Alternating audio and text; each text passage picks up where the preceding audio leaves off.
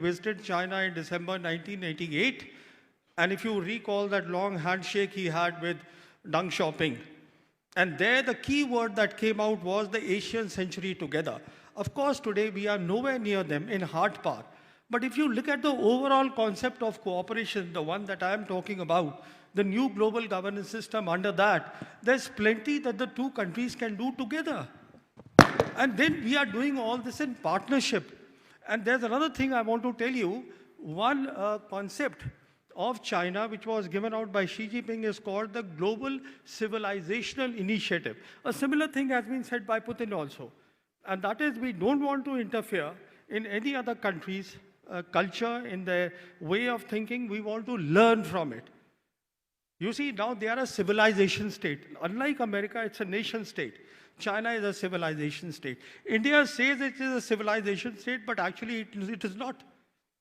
Because our civilization is also the Mughal Empire. We are disowning it. So how do we become a civilization state? It can't just be the Vedic age. There's much more to India. India today, as I stand here as an Indian, I am actually proud from where we have come. See, all these iconic monuments the Mughals made, the gardens they made, there's so much that we learned from everybody. So much we knew, and this is what India is all about. Now, if you want to start dividing your, this period from that period, and then you call yourself a civilization state, well, you aren't. But there are countries like Russia, there are countries like China, which are civilization state, which understand the importance of civilization. And if I can just take one more minute. I'll tell you where the problem started between China and America. Perhaps many may not know that in 2009, when President Obama was there, Hillary Clinton was the Secretary of State. And she sent her special anniversary envoy, Brzezinski, to China. And he went there with the offer of G2. Now, G2 is again a term which is very loosely understood in this country. G2 basically meant was that we have created the institutions, we created the UN, we created the Bretton Woods institutions, and now you have grown economically, because after all, after this 2001, when they joined the WTO, the Chinese, after that there was a rapid economic rise of China. So you partner with us in what we have created. This is G2. But the Chinese politely declined. And in 2012, which is why Obama ordered the pivot to Asia, Xi Jinping, as the vice president, visited America in 2012. And he gave the new concept of new type of major power relationship, which basically meant let's have mutual respect, mutual admiration, non-interference, and let us work together, and there is enough space for everybody to grow. Here is the point. The key philosophy of the new global governance system is win-win. We all can win together if we are together.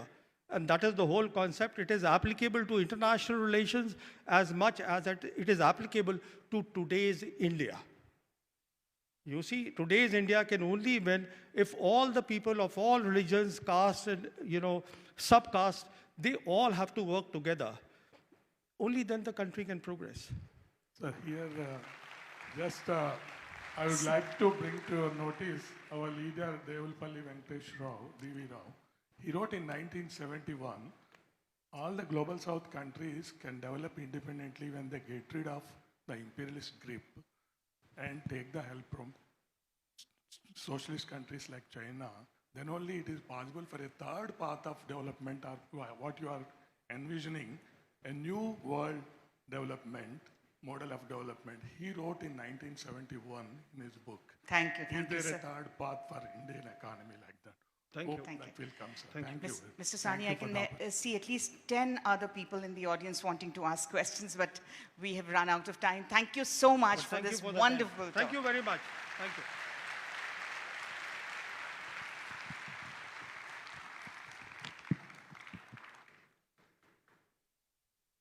Friends, our next speaker is Dr. Rothin Roy, a distinguished economist whose work has shaped fiscal policy and development economics in India and globally.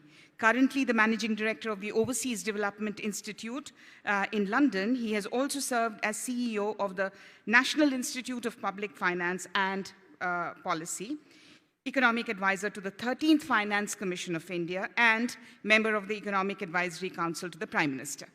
Dr. Roy holds a PhD and an MPhil in economics from Cambridge and has taught at universities including Cambridge, Manchester, and London. His expertise spans political economy, public finance, and sustainable development, and his insights have been instrumental in shaping policies that foster inclusive economic growth. Today, he will speak on South India, challenges faced by the next phase of transformation. Let's welcome Dr. Rathin Roy to the stage. And to formally welcome our speaker, I request Sujata Rao, also a very distinguished and retired civil servant, to kindly come forward and present a memento on behalf of Manthan. We are very happy to have her on the Manthan Advisory Board.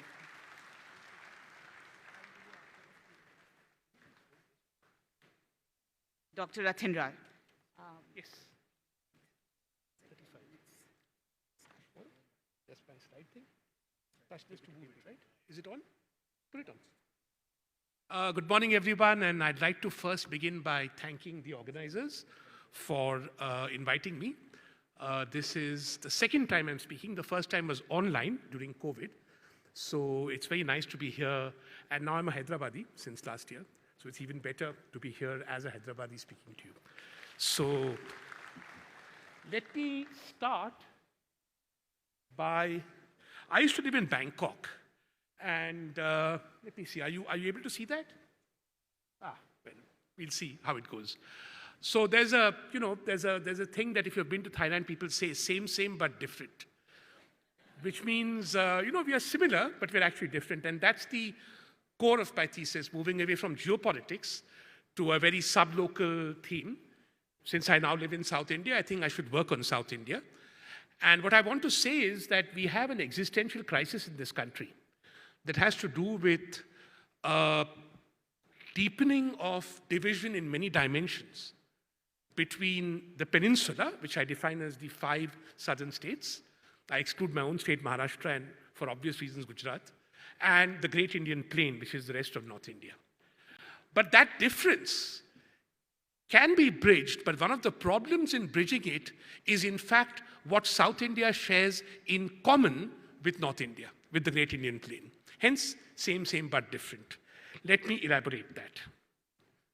So, yeah. So this is India, faithful borders of Kashmir here. No one can dispute it, okay? The Great Indian Plain, roughly, is everything above the Tropic of Cancer. And when I refer to the Great Indian Plain, I'm using it to stop using words like North India and South India. And when I refer to the peninsula, I'm referring to the 5 coastal states of South India, of southern India, okay? So let's look at the differences.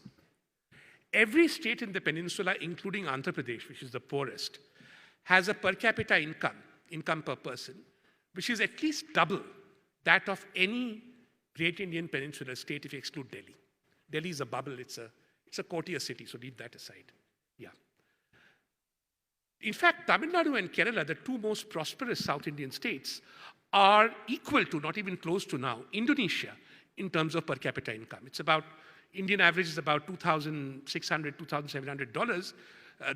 These 2 states are at about $4,500. But UP and Bihar are poorer than Nepal, the country we all love to talk about as sending immigrants here and whatnot. And of course, much poorer than Bangladesh. Okay, Bangladeshi immigrant, well, sorry, they're richer than you as a country.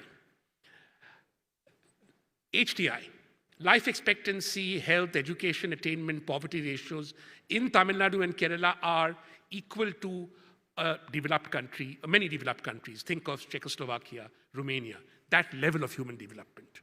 South India taken as a whole, definitely equal to upper middle income countries. There's no state in South India which has human development, health, education, literacy, infant mortality, maternal mortality, worse than Turkey, which is almost a developed country, yeah? But if you take North India, if you take the Great Indian Plain, the indicators are comparable to Afghanistan, Burkina Faso, which is a country you don't need to worry about, except the human development indicators are very bad. The Central African Republic, another country you've probably never seen on the map, but has terrible human development indicators. So you have a disparity not just in income, but also in the quality of human resource development and the conditions of life between the North and the South. That is of non-marginal, that is gigantic proportions. We are here talking in hundreds of %, both in human development and in income, okay? In fact, going with my previous speaker, it's like India and China. The Great Indian Plain is bigger than the peninsula only in population and fertility. I believe we have now surpassed China, hence. Whereas, just like China, the peninsula is better than the Great Indian Plain on every other count.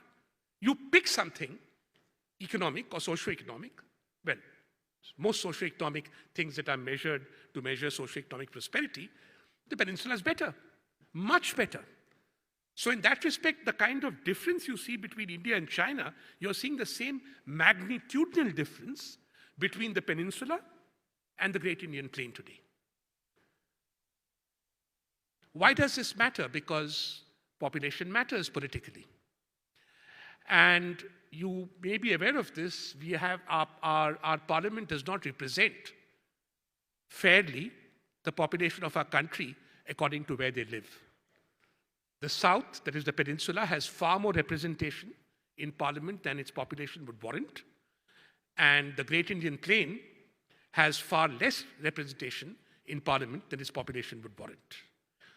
If you change that, which is what delimitation, which is now a parliamentary requirement imminently, is supposed to do, and you do it per population, which is how the Constitution defines representation, then the ratio of peninsular seats, the 5 southern states, to GIP, that is the North Indian states, will fall dramatically. For example, today AP plus Telangana is half of UP. After the census and after the delimitation based on that census, it will be a quarter of UP. Put another way, a combination of UP, Bihar, and any one other Great Indian Plain state, any state, will effectively provide a permanent majority in the Lok Sabha. A permanent majority in the Lok Sabha. So you have this economic difference where the South is prosperous, but politically, the North is powerful and getting more so if you look at delimitation. This is, I think, an existential crisis. Okay, because unlike China, India, this is where it breaks down. China is both politically more powerful and economically more prosperous than us. But that's not true of South India and North India. Now, I want to point out to you, historically speaking, this is a very rare situation. If you look at any other federalist polity, where people are poor, not many people live there. In the US, it's New York, California, right, Illinois, which are rich. Not many people live in Mississippi and South Dakota. If you look at Australia, people live in the coastal provinces, not in the center, which is relatively poor. If you look at Brazil, they live in Sao Paulo, Minas Gerais, right, Rio de Janeiro. They don't live in Salvador and Bahia. The majority population lives here. In the EU, there's relatively poor countries, the city countries, I call them, Greece and Portugal and all these countries. Nobody lives there. People live in the UK, in France, in Germany, and in Italy. The G7 members, and those are the most powerful countries in the UK. There is no country I've found, Spain is a test case, I'm watching it carefully, in the history of the world, since the Second World War, where you have this conjunction that we have in India, a politically powerful North and an economically powerful South. And the two countries which had it in the past, both don't exist anymore. The former USSR and the former Yugoslavia, where they did have the majority population living in poorer provinces, the minority living in richer provinces. That conjuncture was not politically sustainable. Those nations have ceased to exist. Therefore, I say to you, this is an existential problem. This is not a joke. This is a very serious problem that we are facing. And politically, I think many political leaders in the South are aware of it. They perhaps are not able to cope with it in the way that they ought to, for reasons I cannot go into in this talk. But nevertheless, I think we should all be aware, sitting in Hyderabad, sitting in the peninsula, that this is an existential crisis. Now, I'm a policy guy, I don't provide crises to you. I could spend, if I was an academic, I'd spend the rest of this talk providing you with data. I dislike data, so I'm going to go straight to solutions. If you have questions on what I've said, factually, I'm happy to take them up, but let me go to solutions now. But let me do the takeaway. You see, the trouble is, when the majority parts of a country are economically more prosperous than the minority parts of a country population-wise, that is, the majority population lives in greater prosperity than the minority, then the majority can subsidize the minority perpetually. That's what happens in Australia. That's what happens in Japan. That's what was happening for a long time in the EU and still happens in large measure, right? It can't happen the other way.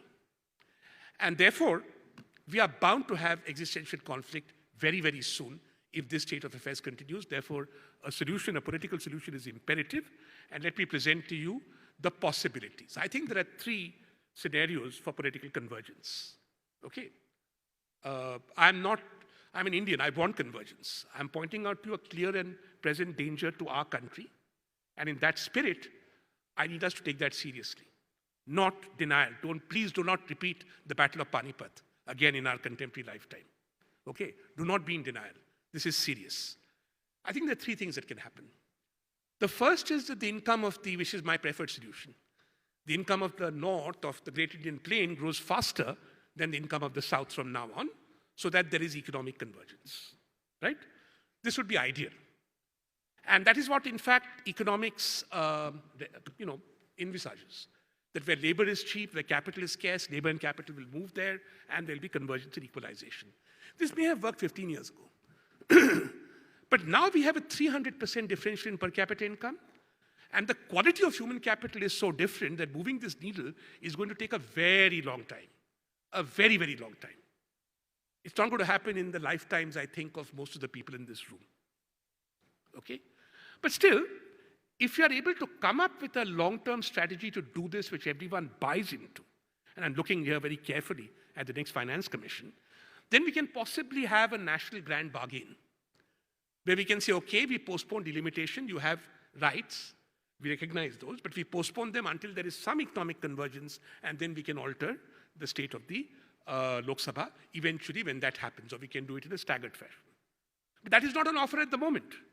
Nobody is saying that in 2030 or 2035, North India will be relatively more prosperous than compared to South India. That ain't happening in UP. That ain't happening in UPA, whatever the Chief Minister of UP says. That's not happening in UP, okay? UP is not converging. Bihar is not converging. Bengal is not converging. Everything that is happening here plus Gujarat for various reasons. So we will have to propose this grand bargain and then do something about convergence. There are two other things that can happen. The second is that population, this is economists' favorite thing. Let population move here. Okay, let's equalize population and economic prosperity. Prosperous is here. Let's get population to move here. Fewer people in the north, more in the south. Basically, this means Biharis will become Telugus. Okay, अब आप लोग हैदराबाद से आपको मालूम है जब निजाम साहब ने कोशिश किया था क्या हुआ था उसके बारे में बात करूंगा अभी but Biharis become Telugus, Jharkhandis become Tamilians. Why not? My great grandfather was from Bangladesh. I'm a Maharashtrian. I'm fourth generation. I have nothing to do with Bengal. I can't even read and write the bloody language. I think in Marathi. That's feasible. That's possible. I mean, Raja Singh does. He speaks Telugu, right? So it's possible, but we need to have it at scale. I don't think this is good. Or the third, which is the prosperity of the peninsula. This is the ultimate nuclear option, if you think parochially. If you become 15 times more prosperous in the peninsula than the Great Indian Plain, 10 to 15, not 5, not 6. Now you're 3 times more prosperous. You become 15, nothing, doesn't matter what the population is. The peninsula will call all the shots. You will completely dominate the Great Indian Plain. It's not my favored option, but it's a workable option. All right? And then perhaps you can do things about lifting the Great Indian Plain up. So there are 3 scenarios. Now, here is where the same is going to abandon any hope, in my view, or create difficulties, in my view, of achieving scenarios 2 and 3. You see, there is no doubt that in the Great Indian Plain, inequality has stalled progress. No doubt at all. But inequality is also a huge impediment to further progress here in the peninsula. And the second, so just going on that point, this is a statement I made jokingly once, but it's true, I think. If you want to create a museum of inequality anywhere in the world, create it in India. You name an inequality, it is here. This is a country that is so, I mean, just think of the inequality of heredity. I'm sitting in Hyderabad, you know exactly what I'm talking about, I hope. This is such an unequal country, even the film industry is hereditary. Have you ever heard of such a thing anywhere in the world? Where children and grandchildren of film stars are the children and grandchildren of the film industry tomorrow. It's ridiculous. It's pathetic, it's clownish, if you think about it. I don't understand how people with any self-respect can do anything except laugh at this. It is a laughable phenomenon, but it's true. So you have heredity of industry, you have all the usual hereditary things, but in the creative industry, to see this sort of hereditary is just patently absurd, okay? So the South has every inequality, whether it is patriarchy, whether it is inequality of income, consumption, anything you like, that, anyone else has. So our growth explosion in South India has not been accompanied by inclusive growth or equalizing growth. So inequality is something we share with the Great Indian Plain. So if you look at the per capita income of Tamil Nadu, just as one example, is 3 times that of Bihar. Bahut acha. But if you look at the average daily wage rates in agriculture, you can look at anyone, I've just taken male agriculture, it's not even double that of UP and Bihar, which means what? Your per capita income grew at 300%. Your wages grew by less than 100%. What happened to the remaining 220? It didn't go to the people who were working. It went into your gold shops here. Okay? That's where it went. It went into your real estate gains. It went into all the money that a very small segment of the population has made by legal means or otherwise. And that has been as much part of the growth story of Tamil Nadu as has been the per capita income positive story. Essentially, what I'm saying is there's a concept in economics called extractive economy, where the economy grows, but then there is extraction. This economy here, and therefore the Indian economy, because all the growth happened here, is extractive. The already rich are skimming off the majority of incomes, and this is despite the fact, so there's no magic bullet here, that the structure of the economy here is fairly modern. Manufacturing contributes 21% to TN's GDP, but as you can see from those numbers, the Tamil Nadu economy is extractive. Situation is better in Kerala, but that is all. I don't have time to go through all the states. I can do it in the discussion. Telangana, 72% of Telangana's per capita GDP is generated in 2 districts of Hyderabad. Okay? So basically, economic transformation in the peninsula has not led to a rise in economic prosperity. There is a difference between prosperities, vikas. वो मोदी जी ने बोला था, सबका विकास. सबका विकास यहाँ नहीं हुआ है. Just like North India, in that respect, Tamil Nadu is not different from Bihar, not different from UP, not different from Rajasthan. More, I must spend a minute on this. The difference between the richest district in the average income of Tamil Nadu, 85,000 rupees, from the poorest district. So if let's say that the richest district in Tamil Nadu earns about 1 lakh rupees per capita income, right? So that means the poorest would earn 15,000 rupees per capita income. In Bihar, the difference is only 15,000. Now, obviously in Bihar, everybody is poor, so the differences are small. But what I'm pointing out is that 85,000 is a very large difference. Huh? It's not a small difference. If you look at Telangana, it's much worse. If you take the poorest district in Telangana with Hyderabad, or you take Bangalore urban and compare it to Raichur in Karnataka, it's much, much worse in Tamil Nadu. So Dharmapuri district in Tamil Nadu has a literacy rate which is worse than 36 districts of Uttar Pradesh. And as I said, 60% of the per capita income of Telangana and Karnataka is earned in just 3 or 4 districts of the state. So inequality, the Museum of Inequality is ubiquitous in the peninsular India as well. Now, I would like to think that it's better, but same but different. These 2 things for me as an economist are basically impediments to growth. Patriarchy is inefficient, and misogyny is highly inefficient, never mind the ethical considerations, in promoting growth, because you're basically shutting down the productivity of half your population.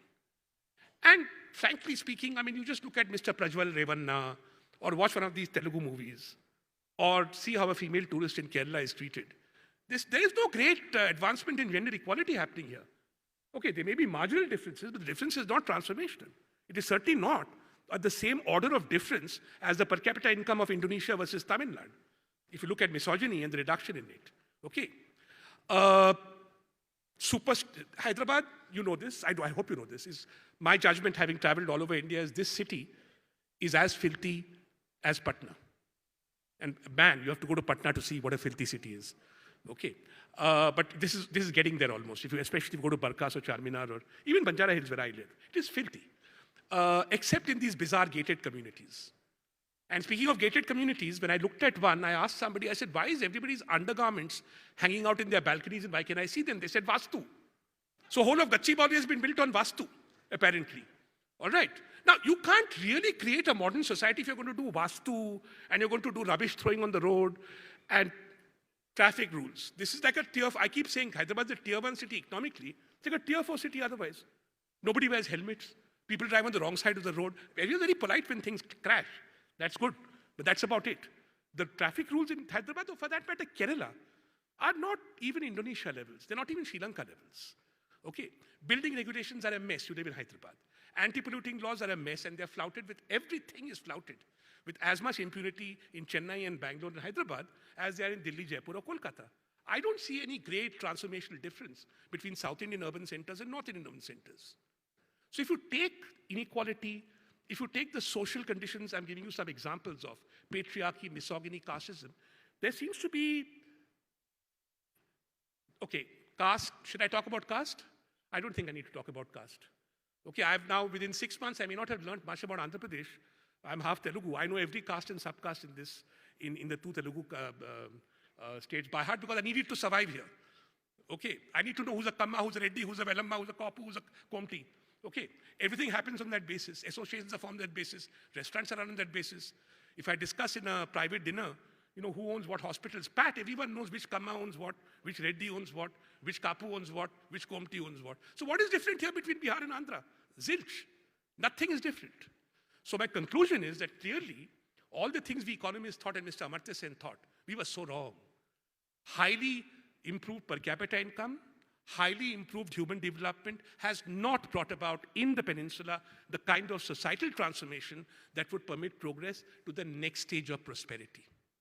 The next stage of prosperity. That is very important. When you stop being a really poor place, you become a slightly prosperous place. The next stage of prosperity is much more difficult to achieve. It involves these transformations. And in fact, so this social backwardness and inequality are actually unifying this country. What is unifying us with Bihar and UP is not our success. It's our joint failure to socially transform the peninsula and to address the inequality problem. Thank God for backwardness and inequality. It keeps the nation intact. Okay.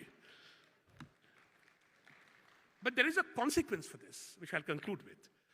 A natural consequence of this, in policy terms, talking especially to people who like to think about government, including my students here, you know that I have written about this. The Indian state, I think by about the mid-90s, early 2000s, ceased to be a development state.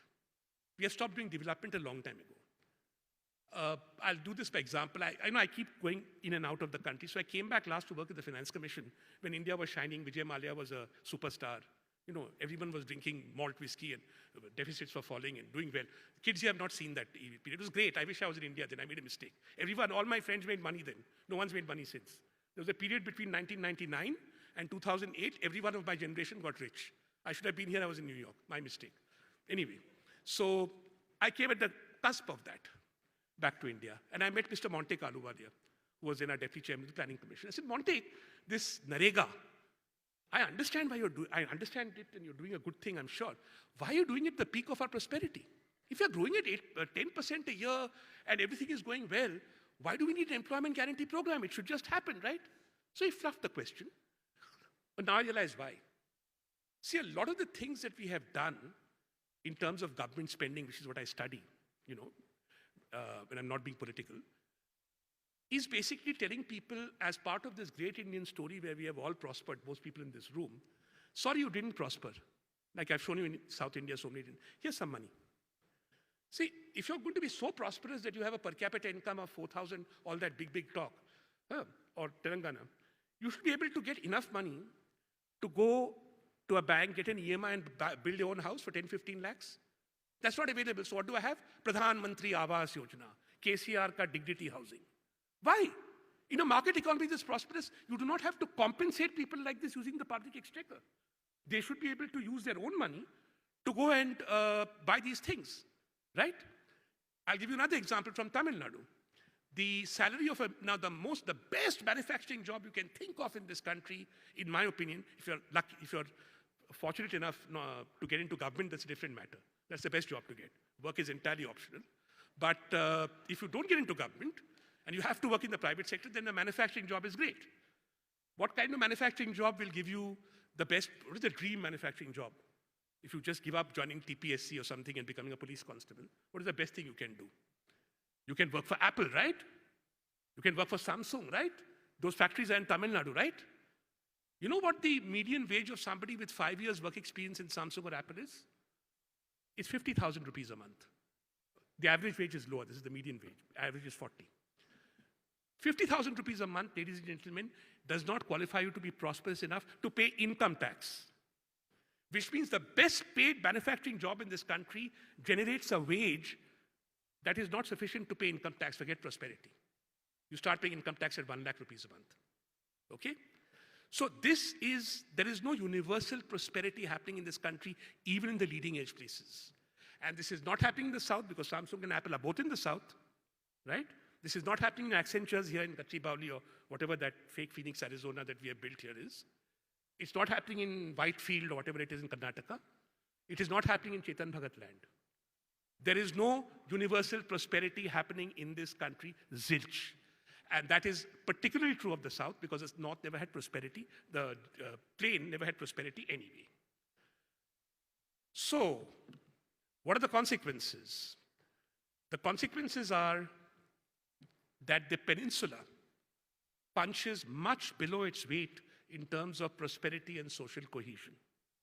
Because the problems of lack of social cohesion and inequality are not allowing the peninsula to emancipate itself to the next phase of growth, to move from $4,500 to $8,500 per capita. You don't have the markets. We don't have the markets growing in the size they ought to. We don't have the freedom of jobs moving. We don't have dispersion. And we don't have inclusive prosperity in terms of high wages, high productivity. So we are caught, in fact, in a socio-economic middle-income trap. Let me explain this very briefly. We get all this migrant labor. This is a big bugbear of mine. I've asked politicians this. So I'll ask you, I think I've asked my students at some point, tell me the price of a cup of tea in Hyderabad. Now you see, there's no unique answer. The price of a cup of tea in Hyderabad could be 10 rupees, or it could be 40 rupees. Forget the Taj. If you go to a halfway decent formal sector shop, like something called Kamat's or, whatever, right? Forget Nilufar, okay? But something little more humble than Nilufar, not something on the road. Road is 10 rupees. Somewhere it'll be 25, 30, 40 rupees, a formal sector place. How come we have these two different prices for a cup of tea or a plate of idlis? Because although in South India you had prosperity and wages have gone up, you have a bunch of migrant labor coming here. But what are they doing? They're not actually contributing to growth by raising productivity. You're not using them for growth. You're using them essentially to enjoy feudal lifestyles. What I allude to here, which you shouldn't be doing, in Tamil Nadu, in a $4,500 per capita income state, you should not be having someone to wash your bartans by hand. All right? You should be building houses using proper modern technology. You shouldn't be having what you see on the road. All right? Pat for cement mixture, uska haath jara, and the guys like putting things together like classic informal sector. You shouldn't have these things. Your per capita income is too high. But what has happened is that we have relapsed into that feudal lifestyle. Still, three people, you go to any rich man's house here, three women are slowly, typically women, cleaning the floor. Two Malis are sitting out there, not much work to do. One chap is cutting some plant. Three people are cooking. Same feudal lifestyle, which you cannot see in a modern country. Hey, you want to be South Korea? Behave like South Koreans. Increase productivity. That is not happening. So that kind of virtuous society is being barred by social constraints and by inequality. Now, I'm almost done. So, I'm done. I've given you lots of examples of this encapsulation I'm giving you. There is a divide between the peninsula and the Great Indian Plain. It is an existential threat to the future of this country, this asymmetry between economic prosperity and political power. The solutions that I have proffered to you let the North grow faster than the South. Ain't going to happen because there's no plan for it. If there's a plan, I'd welcome it. It'd be interesting to know what that plan is. I see no political party whatsoever engaged in it. And I will say that the central government in this respect, no doubt, but we shouldn't waste too much time on it, because blaming is easy, doing something about it is more important, and we have agency here. The central government has been malicious and biased and destructive. Particularly in the last 10 years, it seems to be bent on hegemonic control.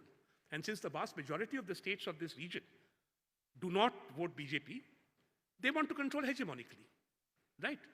And that is happening. I'm not denying that. But that is only one factor, and there is plenty of agency for that factor not to be the binding constraint. But to use that attempt at hegemony, I think that very pathetic and weak attempt at hegemony, easily, confrontable, to overlook the very serious and real problem that we confront here in the peninsula. Because we want prosperity, we want to move to the next phase. You don't want to be left behind. You don't want to, like we constantly compare India to Pakistan, you don't want to be compared to Bihar. Right? You want to move from South Korea, you want to move from South Korea to Indonesia to South Korea, you want to move up the chain. That requires two things which we don't have and we have no idea how to get. We require better social cohesion, and in that respect, we are not much better than Bihar or UP. And we require inclusivity, which we sorely lack in our economic policy. And my plea to you, in conclusion, is, please, when we discuss North-South divides, when we do these things, let us look at ourselves. Let us look at why we are so same. And let us make this the focus of our discussions on how to move forward prosperously, both in the interest of the peninsula and obviously in the interest of the country as a whole. Thank you.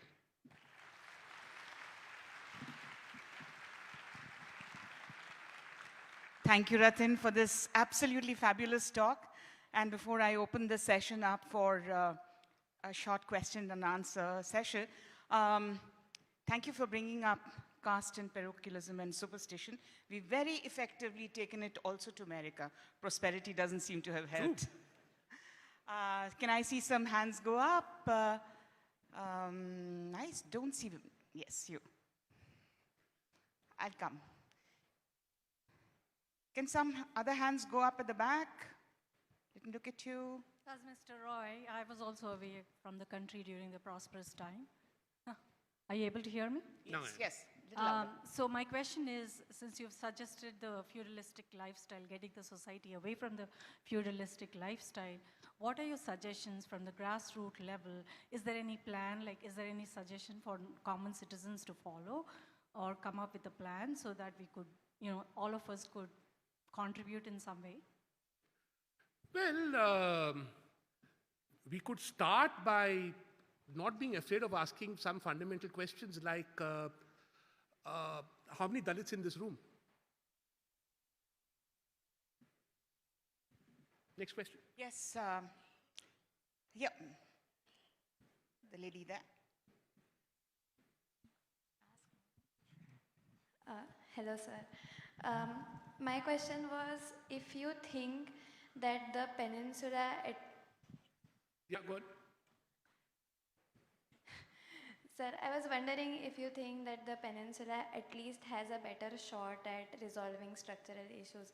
There must be some kind of upper hand that can be leveraged to make scenario 3 happen. Do you think? Not scenario 3. Scenario 3 is not going to happen because that involves really fast growth. Before that, we have to go to scenario 2. And there you are as much, I think this is a question for your generation, not mine, because my generation, my contemporaries, I'm almost 60, we are casteist, fairly misogynist, better than I suppose the previous generation, I hope so. I'm talking about the peninsula. But I'll say one thing about the peninsula, which includes my own state, which always puzzles me. See, I'll take the example of education. In my view, education never happened through technocratic change. Take Hyderabad. Name the colleges of Hyderabad. They're not called Ministry of Human Resource Development College 1, MHRD College 2, or something like that, right? What are they called? What are the names of the colleges here? Nizam College, okay. What else? Come on. So they're called after certain people, and why are they called after certain? Because colleges, whether in Delhi where I studied, or in Bombay, Jai Hind College, Hindu College, Kilodimal College, Pachiyappa's College in Chennai, these were set up by individuals in the social space, right? So education, once upon a time we had education, not just skill acquisition, was a social movement. And the idea was that you get educated and therefore you get a job.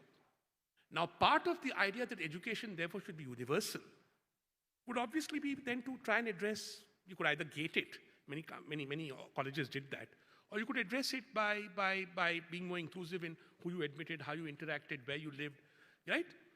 So those social movements are very important in South India, and my hypothesis, particularly in Kerala, is that the social movements had a lot to do with Kerala's superiority in human development.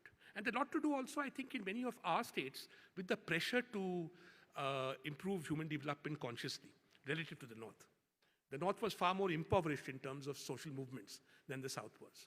So I think there is a lesson to be learned there. I don't have an answer, obviously. There's a lesson to be learned there. But the ultimate lesson to learn is, for me, is a national one, which in the South we should reflect on. I now understand fully what Ambedkar meant by annihilate caste. There's no point ameliorating caste or dealing with caste or, sort of keeping caste on the back burner or making sure that caste is not an impediment. You actually have to annihilate it. How that will be done, I don't really know. Because I have no clue. If I did, I'd do something about it. But I don't know what to do about it. Yeah, so my question was that inequality is not just prevalent, economically, but for India is also prevalent politically. So my question is that if there's so much inequality and so much despair in our society, why is it that the general population still remains so silent and docile almost? I would not be able to answer that question. I can tell you it has nothing to do with their being poor. You should see the docility of some of my peers. First-class chamchas there. You really should see that. So nothing to do with income. You see the docility of Fiki. Once I had some award they were giving me. I was in Sultanate, courtier city, Delhi. And my then current minister, Arun Jaitley, was there. And I remember his name, Rashesh Shah from Edelweiss. Arun Jaitley had missed his deficit target. And Rashesh Shah was doing chamchagiri and saying what a great man he was to miss his deficit target. So Arun Jaitley, when he got up to speak, he looked at him and said, Mr. Shah, I'm not happy about missing my target. I think I did a bad thing. I'm very sorry I couldn't meet my target. So but you see, so in terms of, so it's not income, it's not social status. In fact, sometimes they're the worst. I think one of the problems, of course, I have a interesting explanation for this, which, I don't have time, I have 2 minutes. Yes. Yeah. Okay, let me give you a quick, why do you think people like government service so much? It's not very nice to work in government, or is it? Being a police constable, going salam all the time, going yes sir, no sir, BDO sir, car sir. It's not productive use of your day, your average government servant's day. Why is it that those occupations are so heavily desired? It's nothing to do with lack of jobs. What Indians lack, other than caste and biradri, is identity. I noticed this when I was a member of the Pay Commission. What is most comforting to somebody in government services, they have an identity. A Jawan knows he's a Jawan. He is, he knows what he is relative to the NCO and the rest of the population who have no identity. He's better than them. Above him, there's an NCO. Above him, there's a JCO. Similarly, the Tehsildar knows, and the BDO or whatever it is, the constable, the DSP, that is one. That is one very important part of being in government. And the second, and therefore what you do, is you create an entire system where you say you can emancipate yourself from the costs of not being a winner by trying to become a winner on which caste no bar, age no bar, Education qualification no bar, brain no bar, merit no bar. Just take exams. Take them from the age of 18. First go to quota now and take them to the age of 12. Let me ruin your childhood also. Go to quota, take exams from the age of 12. Go to coaching class, take exams from the age of 18. I'll keep raising the age limit. 28, 31, 32, 33, whatever. You know, top of the rung is IAS, bottom of the rung is the primary school teacher for some bizarre reason, because that person actually has to be more qualified than an IAS officer. They need a BEd. An IAS officer has to have a BA in Sanskrit. All right, that's deliberate, by the way. So as many people can apply as possible. Now, millions of people apply, about 1,000 get in. The rest have spent their whole life taking exams. Where is the opportunity to think? Where is the chance to resist? Where is the chance to emancipate yourself when you are the most young? Universities, private universities in the South, which I love, they have no politics, because politics is a dirty word. You must study, don't do politics. But if you're young, if you don't do politics, when are you going to do it? When you're 60 like me, politics mat karo, padho. Then you go into job karo, don't do politics. So you're not allowed to participate and question in a democratic space where at your age you ought to be, because we are killing you with this national security, forgive me, Praveen, this national security initiative of a system of competitive exams which will suck you in, suck out all your spirit of resistance, and leave you completely unequipped either to better yourself in society at the age of 30 if by some chance not gotten into these exams, or, but certainly you're not going to be able to engage politically. And then what happens? Politics becomes a family business. There is only one party in this country so far where politics is not a family business, right? And you have to think about how that happened. Think very hard about how that happened. And then you will see why. It's a process of exclusion that is as important to running an unequal society as anything else. And the worst thing you can do, the worst inequality you can have, is the exclusion of the young from participation in politics. We can take just one more question. I see a hand right here.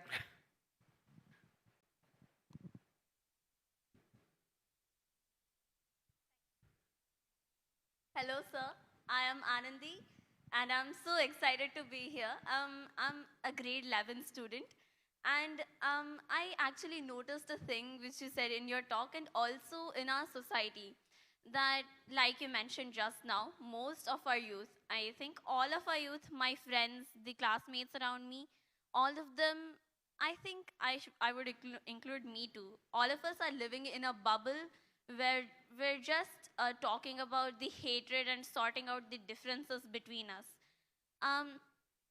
Whereas our aim, like you said, should be on bridging the gap between our economies or thinking about stuff that actually matters and what would help our future.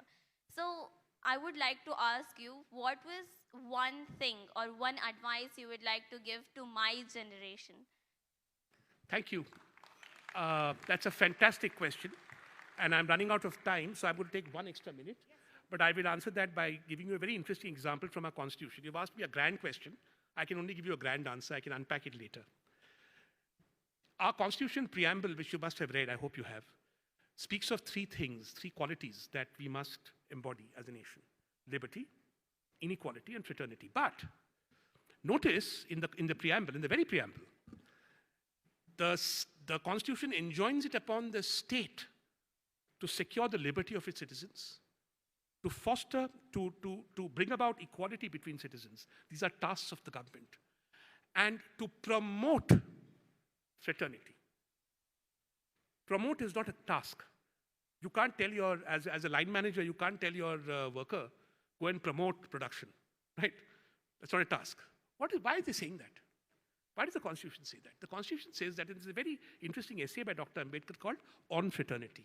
Possibly, there are exactly 4 things written on this subject since independence, bizarrely enough, because what this country lacks, whether it's the caste system, it's misogyny, whether it's communalism, is anything else, is fraternity.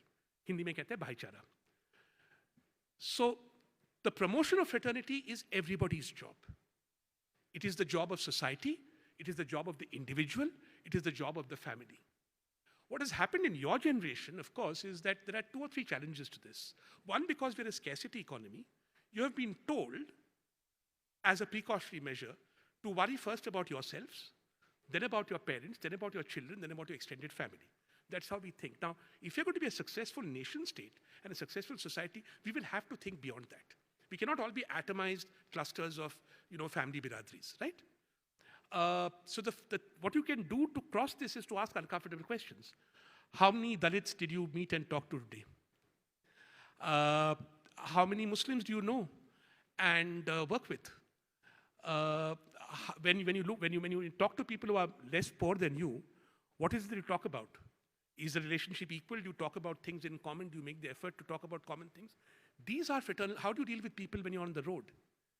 How do you deal with people when it comes to traffic? How do you judge people by the way they look, they dress? Do you talk about these things? Now, what happened with social media and with globalization, it's happened to me, is that we don't need to do this because we can gate ourselves. It's ultimate gating. And talk to only people we like and fight with people we don't like, but at one remove. Which is why Manthan probably faced this problem with your social media thing, because that creates a distance. It's much more difficult for me to talk to you rudely because of the way you're dressed than to talk to you, than to comment on the way you're dressed based on a photo in Facebook, right? That's a contemporary challenge you'll have to face. But ultimately, it is fraternity and only fraternity that is going to help your generation solve this problem. It is what we did not have. It is what generation before me did not have. And to reclaim this country, I think it is something that you can all work on. I'm happy to elaborate on this later. But read that essay and look at our preamble, just our preamble very carefully to understand the responsibility it places on us as individuals and as a society and a community. Thank you.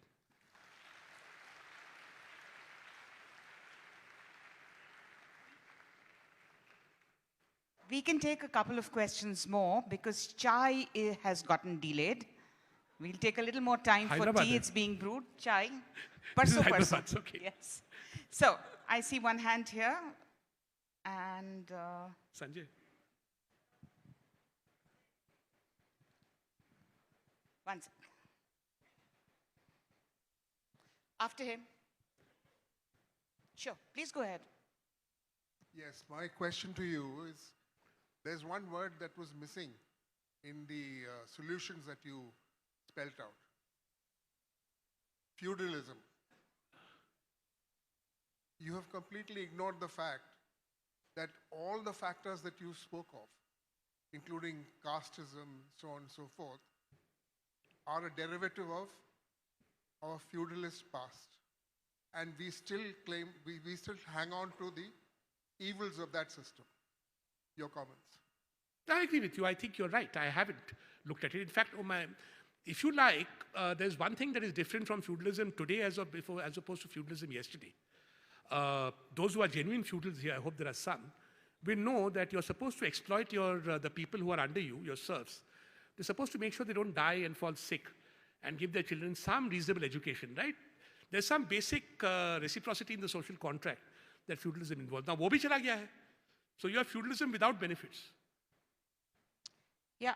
Here's another question. Friends, don't go away because chai hasn't come yet. So please sit. I'll tell you as soon as tea arrives. Morning. My question is regarding if the solutions you've provided, if they don't work out, would this country also go like Yugoslavia or USSR? What do you think about this? Because there is, as you showed with real statistics and data, possibilities of a large number of people being discontented if this continues to happen. A lot of tax money from the south is given to the north.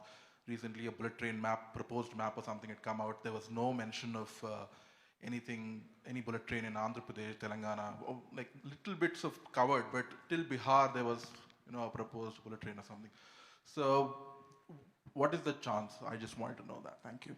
I will answer the question like someone who is jailed by the police and knows they're not going to get bail for the next 150 years answers. I have great faith in the judiciary.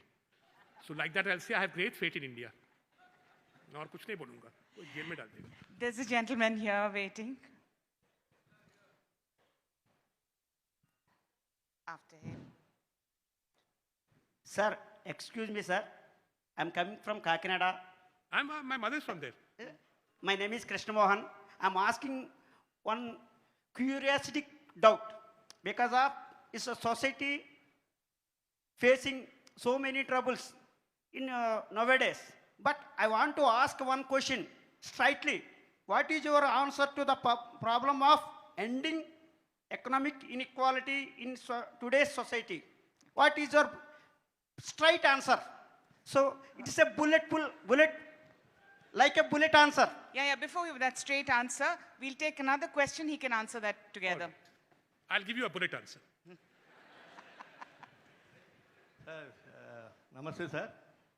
I am also from nearby Kakinada area. I am a retired government officer. Presently, I am a stand-up comedian. So, on that route only I came. 4 o'clock. 4 o'clock. Coming there. I'll see you at 4 o'clock. For any government job, we need age limit and qualification. Without any age limit or qualification, lakhs of rupees we are giving salary to the government, all these politicians, and pension also. Instead, I have an idea.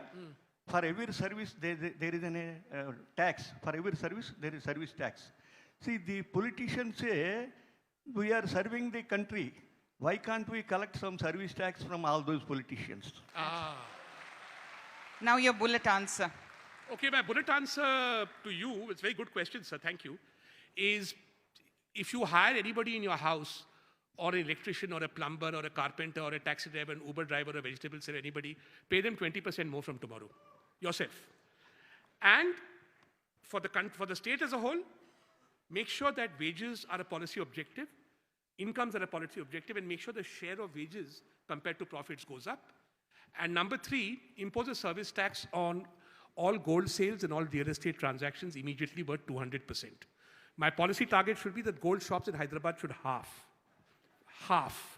Then you'll be on the inclusive growth path. Every gold shop that opens is a testimony to the lack of inclusive growth. On service tax for politicians, no, I don't think you can tax politicians because you are already taxing politicians in terms of their time, their effort, etc. With government servants, minimum qualification necessary, but not sufficient, no? How does it matter whether you have minimum qualification or you take a giant exam? So you can't do a BA in something and join government. There's a giant exam you've got to take. So that giant exam, I hope you're not contesting. It's a very important national security measure. If we don't take that, lots of young people dissatisfied, there'll be a revolution in the country. Let them go on taking those exams. The service tax with politicians won't work because the deal is you vote for them and then they tax you. So you take out something you want from when you vote for them. You can't tax them at the same time. I believe in equality, so 2 questions, 1 gentleman there and 1 lady here. Shankar, after the lady, please. Hi. Hi, Shankar. 2 minutes. After the lady, you can ask. Yeah. I just want your thoughts on the DBTs, the direct benefit transfers which are there in South India especially, and the impact of taking loans and filling in the deficits in the state budgets continuously. Okay. Shankar, what do you want to? Yeah. What connects north to south is probably religion and rituals, which is a big elephant in the room. The time which Indians spend going to temples and rituals, which we noticed recently, the crowds, the stampedes and all that. What is your take on that in terms of social change? Is there something which we can do to push people away from this? It's a tough ask, but what is your take on that? You see, there's religion and ritual and religion and ritual. So I come from a state where I think we have a very inclusive ritual and a very exclusive one in Maharashtra. The inclusive ritual is the annual pilgrimage that goes from somewhere near Pune. People come from all over to Pandharpur and Tulzapur. It's part of the old Bhakti movement. And that is a celebration of joy. It is not casteist at all. In fact, that's the antithesis of casteism. The tolis tend to be mixed. They tend to mix on the way. And it is not intrusive. At the same time, you have Ganesh Chaturthi, which has become in Bombay and Pune a place for politicians, all this Lal Bagh Cha Raja bullshit, for all these for politicians and basically kids. See, you must remember one thing, that religion and religious ritual performance, many such things, they give a lot of low-status young people a chance to feel good, to feel high status. That brief moment, they have power. Okay? They have agency in a life that is normally marked without agency. So I'm a little more sympathetic to this. Because, you know, this is a break from your normal day. Your normal day, you wake up in the morning, you go, somebody's torturing you, get into a bus, you're nobody. You complain to somebody, you're nobody. Somebody's asking for a bribe, you're nobody. You go to a hospital, you're nobody. From morning to night, you're nobody. So when you become part of some kind of Batukamma or some kind of, religious festival or Eid or something like that, you get a sense of self-worth. So I wouldn't entirely knock them. We can discuss how to do them in a better way, and there are better ways, like the Bhakti movement I mentioned. Now, to come to your two very interesting questions, on the loan thing, it's too long to discuss. It's not a problem. It's not a problem because the state government cannot go bankrupt. Now, that's a different question of what you're doing with the loan. But taking loans in principle is not an issue at all. I have no issue with it. Kill yourself, take loans. Nothing's going to happen to you because ultimately your loans are guaranteed by the central government. Central government restricts the amount of loans you can take. So if you must take loans from the you must take loans from the hilt, take them. But the more important question is how you're spending that money, which comes to DBT. Now with DBT, you see, let me put it, there are two answers to this. One is the correct answer. The correct answer is that DBT is a scandal. I've written about this. In a country where we have not reached our full potential. The idea of DBT normally is, in a country, the majority of people are employed at decent wages. Some people are not. Some people are unable to participate in the workforce. Some people are old. Some people are ethnically disadvantaged. But there are some people, a minority. Therefore, you have a floor income that covers everybody, which is paid for by the people who are earning money. But in a country where the majority of people are going to get DBT, that's a ludicrous idea. The only way the majority can prosper is not through subsidy, but through earning more.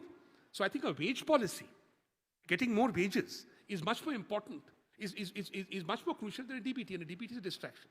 Having said that, I would say, as a second order condition, if you have failed to achieve that inclusive economic growth, then you are better off providing these DBTs to people for want of anything better to do.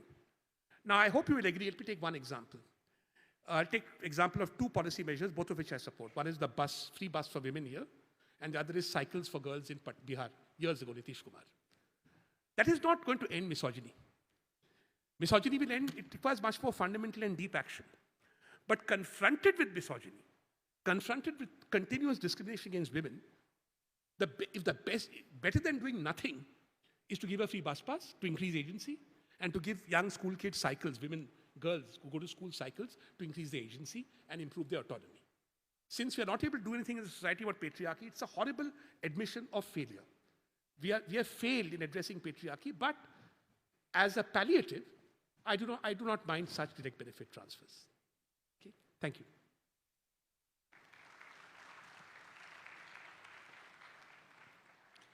Vikram just told me that Manthan was trying an experiment with truth which is not working. Today, of all days, experiment with truth was changing our caterer. And our caterer hasn't arrived with his tea. So we can break immediately for 10 minutes, or we can take one last question and then you have a break. And we promise you good lunch.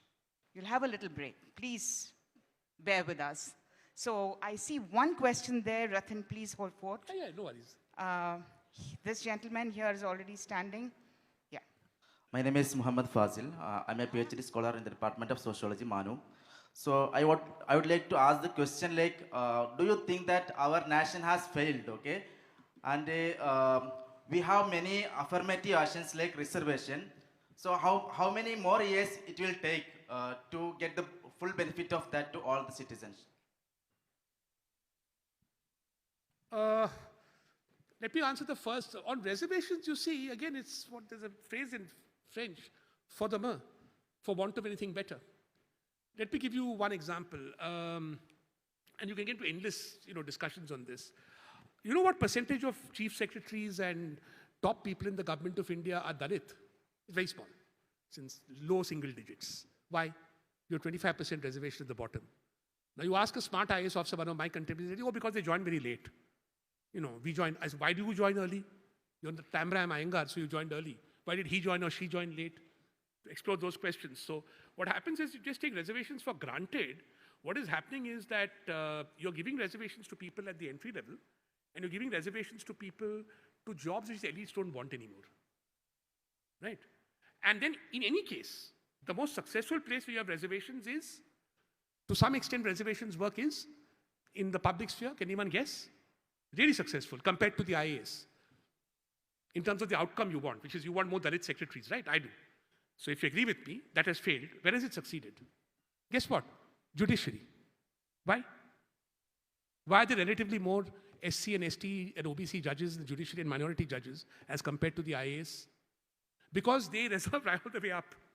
When they appoint High Court judges, they look at caste balance, they look at gender balance. When they appoint Supreme Court judges, they look at caste balance, look at gender balance. The rest of the country, you provide reservations at the bottom end, people get in and then you forget about them, right?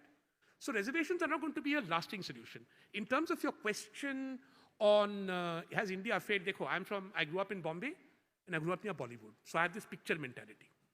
So all my life, and if you look at most countries in the world, I won't use words like failed, but most countries in the world end up in this, this phrase Patal Bhairavi. Every religion has it. It's called purgatory in Christianity. I don't know what's called Islam. Something between heaven and hell. You're neither in hell nor in heaven. That is the fate of most countries. All right. So you end up like with $8,000 per capita, but you have crime, Brazil. You have bad politics, Philippines. You become well known all over the world for tourism and being the biggest producer of chickens, Thailand. All right. You become like Egypt. You become like Argentina. So most developing countries in the world end up in this dead zone. Most. There are very few developing countries that have, other than the rich countries, that have made the transition to being fully rich successfully. So growing up, I was born in '66, I used to always say to myself, in Bollywood terms, 20s, 30, ye picture abhi baki hai. In the old days when we made movies, we used to make them with reels. Say, 18 reel nahi aaya. Movies would be 16 to 20 reels. So we are still in the 8th reel, 9th reel. Things are going bad. Like it happens before the interval in movies. Tragedy, hero is getting beaten up, villain is doing well. Okay. So I saw all this happening. Then liberalization happened. There was some prosperity. I said, picture badal raha hai. Prosperity is coming. Ab mujhe lag raha hai, at this time, that we have maybe another 10 years. ये picture फिर उसके बाद बाकी नहीं होगा, which is the end of my life more or less. What does that mean? That does not mean they're all going to be like, some Hindi movie again, poor, desolate, maa, mujhe khana do. No. We'll be a middle income country. We'll have about $8,000 per capita. Some of you will be richer than you are today. All right? Some of you will drive as big cars as you drive today, or whatever you drive, then go on Hyperloop. Business class travel demand will keep going up. But you will have the same problems as a poor country has. Let me name 5 of them. In 2035, then we would have failed, in my opinion. You will not have footpaths to walk on. You don't have footpaths today, you will not have a footpath. You will still live like third world people. You'll have a large BMW, you'll have potholes, and you'll drive your BMW up the footpath because there's no footpath, right? That is so third world, man, just think about it. That is not what a rich country does, okay? That's not what prosperity means. This is living a bad life, okay? You will be gated. Your water will be gated. Aquaguard will double, okay? Your electricity will be gated. Your security will be gated. You will live a totally gated life. You will not be able to walk on a lake, all right, without going privately.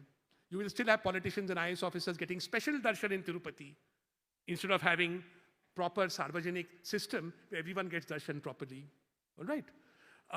That is a failed country. And it's not India. Every country is like that, or most countries are like that. There's a very small minority of countries which succeed. The tragedy for me is most of my life, I saw us with a good chance of getting out. Now I think the window is closing. Not my problem anymore. Over to you.